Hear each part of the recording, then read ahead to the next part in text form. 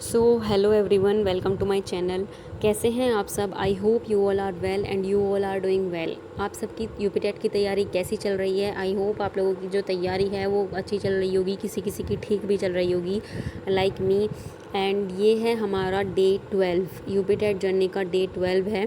वैसे तो in real बताऊँ तो डे 15 हो सकता है ये, क्योंकि एक दो दिन बीच में मैंने व्लॉग नहीं डाला था क्योंकि इतनी ज़्यादा गर्मी की वजह से मेरा थोड़ा मन सा नहीं था। बाकी जो जर्नी है मेरी वो मैं आप लोगों के साथ शेयर कर ही रही हूँ कि what I am doing and how I am preparing for UP TET exam. तो आप लोग कैसे प्रिपेयर कर रहे हैं? और हाँ, आप लोगों को लग रहा होगा कि डे 12 सिर्फ 12 से 15 दिनों में ये यूपी टेट का एग्ज़ाम देने जा रही है। तो हाँ भाई, बस मैं 12 से 15 दिनों में ही यूपी टेट का एग्ज़ाम देने जा रही हूँ। पता नहीं मेरा क्या होगा क्या नहीं होगा, बट जो भी होगा, जैसा भी मेरा एग्ज़ाम होगा, I will share with you all. And एक बात और, आप लोगों को अपना एग्ज़ामिनेशन सिटी पता चली गई होगी। सिटी तो खैर पहले ही पता चल गई थी। अब तो आज 30 जून है, तो अब तो एडमिट कार्ड भी आ चुके हैं। सुबह ही एडमिट कार्ड आ गए थे।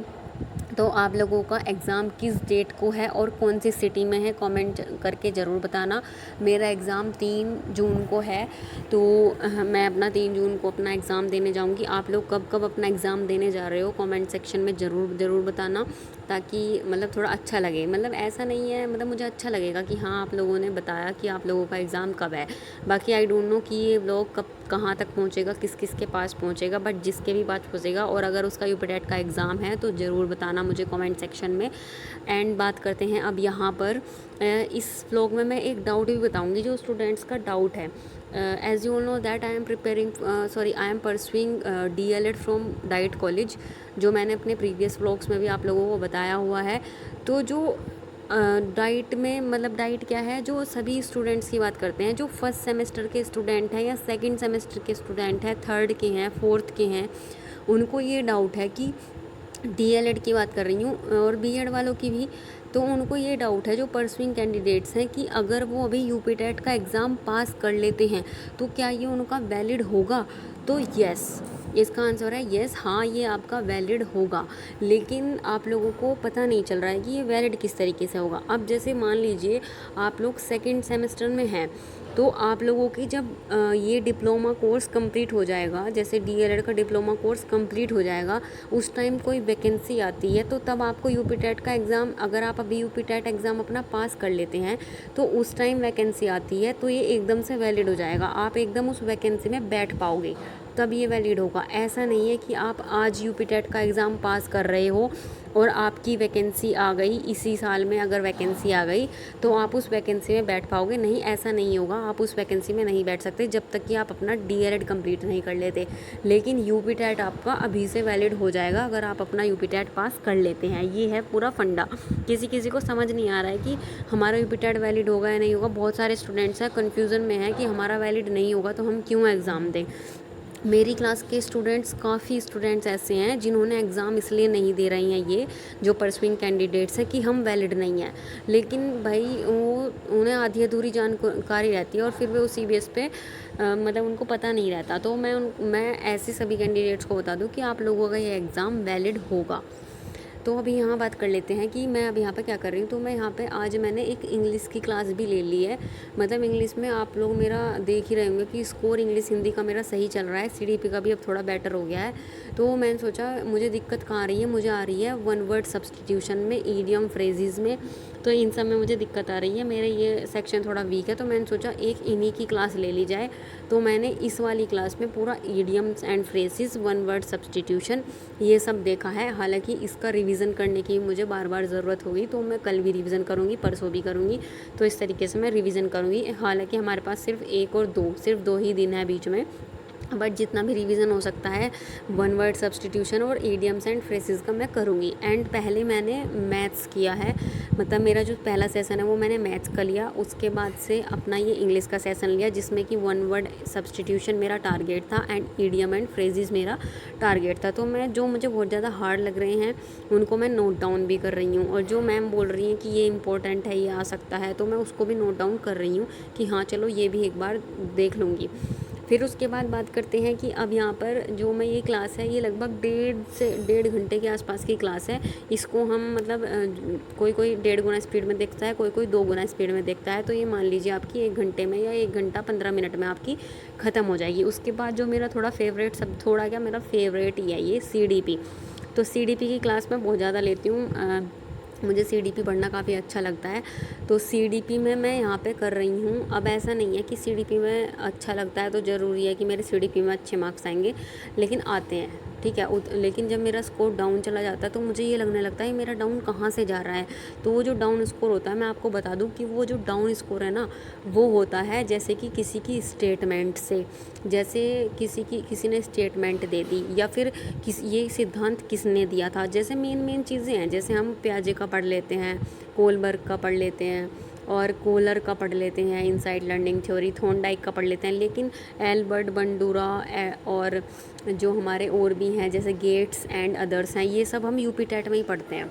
तो इनसे मेरे क्वेश्चन गलत हो जाते हैं।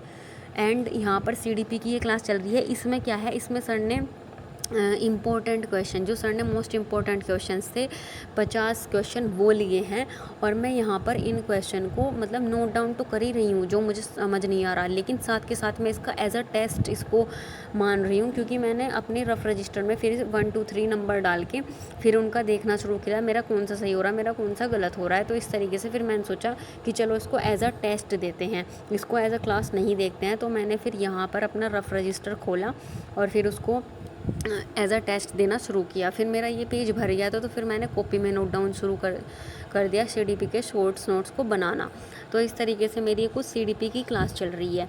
तो आप लोगों को कैसे पढ़ना है कैसे नहीं पढ़ना है, ये चीज़ मैंने अपने प्रीवियस व्लॉग्स में भी बताई हुई है। एंड इस व्लॉग में तो मैं क्या ही बताऊँ, आप लोग मेरे प्रीवियस व्लॉग देख लेना, उनमें मैंने काफ़ी कुछ शेयर किया हुआ है मैथ्स के लिए भी। और अभी 2 दिन है, अभी 2 दिन में भी आप मैराथन क्लासेस देख लोगे ना, ऐसा तो नहीं बोलूँगी कि हाँ बिल्कुल पास ही कर लोगे। जिसको थोड़ा बहुत आता है ना वो कर लेगा, लेकिन जिसको थोड़ा बहुत भी नहीं आता है उसका मैं ज़्यादा कुछ नहीं बोलना चाहूँगी, ज़्यादा डिमोटिवेट वगैरह नहीं करना चाहूँगी। क्या पता आप लोगों का, क्योंकि मेन बात होती है कि पेपर कैसा आ रहा है। हम सपोज़ कीजिए मैं हूँ, मैं पढ़ के जा रही हूँ मैराथन क्लासेस वगैरह, लेकिन इट डिपेंड्स ऑन कि पेपर कैसा आ रहा है। क्या पता पेपर का लेवल वो आ जाए जो मैराथन क्लासेस में था ही नहीं, तो फिर कहाँ से पास हो जाएगा। तो बस आपको एक बात बताती हूँ, देखो जैसे आप लोग पढ़ रहे हैं वैसे मैं भी पढ़ रही हूँ। तो ये है कि जो ये एग्ज़ाम आने वाला है, एक तो ये है कि इसको अब इस बार PNP ना कराकर शिक्षा सेवा चयन आयोग करा रहा है, तो अभी पैटर्न में चेंज भी देखने को मिल सकता है। तो जैसे आप लोगों को डर लग रहा है ना, वैसे मुझे भी लग रहा है, क्योंकि आप भी पढ़ ही रहे हैं और मैं भी पढ़ ही रही हूँ। और जब मैं देखती हूँ ना कि यूपी टेट का जो day 45 of UP TET preparation, तो कहाँ उनका 45 प्रिपरेशन डे चल रहा है, मतलब 45वां दिन, और कहाँ मेरा डे 12। तो ये चीज़ देखकर मुझे लगता है कि मेरा तो खैर क्या ही होगा, ये तो एग्ज़ामिनर को पता होगा कि मेरा क्या होगा। और एक टाइम था जब मुझे मैथ्स नहीं आती थी, घबराने वाली बात नहीं है, आज भी नहीं आती, मतलब उतनी नहीं आती, थोड़ा बहुत तो मैं इसमें अप कर रही हूँ। बाकी यूपी टेट के बाद मैं खुद अपने लिए एक मैथ्स टारगेट शुरू करने वाली हूँ, और आप लोग उससे जुड़ना चाहते हैं तो फिर बिल्कुल जुड़िए, इससे आपकी भी मैथ्स सही होगी और मेरी भी होगी। हम एक टारगेट बेस्ड स्टडी करेंगे।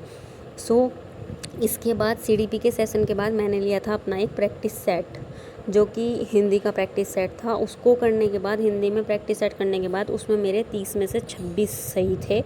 और एक जो क्वेश्चन था वो मेरा ऐसे ही गलत हो गया, मतलब आते हुए, मतलब विलोम था, अथ का होता है इति, तो वो मेरा गलत हो गया। मतलब मुझे पता था अथ का इति होता है, लेकिन गलत लगा दिया।